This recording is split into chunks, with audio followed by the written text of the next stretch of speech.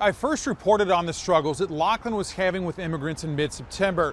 Administrator and Fire Chief Doug Wiedmeyer told me that the village population of 3,500 people had nearly doubled due to the influx of 3,000 Mauritanians. He says it's creating a safety issue and pushing village resources to the breaking point. Chief Wiedmeyer says there are as many as 10 Mauritanians living in two-bedroom apartments.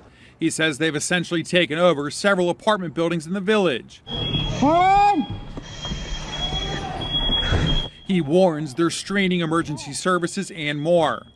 Here's what Mayor Mark Mason told me earlier this month when I interviewed him. What scares me the most is there's a major fire and there is 300 to 400 people that's killed in a fire.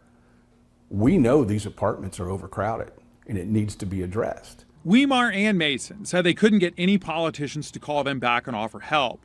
So on September 19th, I reached out to Republican Congressman Warren Davidson, who represents Laughlin, Democrat Senator Sherrod Brown, and Republican Governor Mike DeWine. I requested interviews with each to find out what, if anything, they were willing to do to help this struggling community and others like it in the state. After all, Springfield made national headlines for the issues it's facing related to its increasing Haitian population. I repeatedly called and emailed Congressman Warren Davidson's office for nearly 4 weeks with no response. Finally, after pleading for one, his chief of staff simply said, "Thanks for reaching out, but we're going to pass." No reason given as to why he refused to talk. Meanwhile, Senator Brown's staff was more responsive, saying they would try to accommodate an interview. But after nearly a month of trying, I emailed, pointing out that I had been extremely flexible in offering any time that would work for Senator Brown, and at this point, I must report that the senator is simply refusing to sit down for an interview to discuss the situation. Again, no reason was given as to why Brown wasn't available other than scheduling. His office did offer to send written statements on the situation. Lastly, I went back and forth with Governor DeWine's office requesting a time to interview him as well.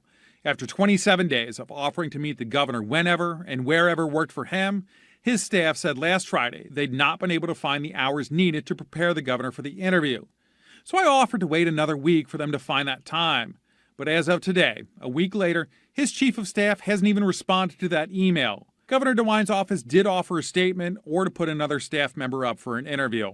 Neither Wiedmeyer nor Mayor Mason were available for an interview, but Wiedmeyer tells me that there's been no change since the last time that I spoke with him at the end of September. They've had phone calls with all three staffs in the politician's office, but no help has been offered from any of them. Hey there, thanks so much for visiting the Local 12 YouTube channel. Click the links, hit subscribe to get notified anytime we post content to this channel.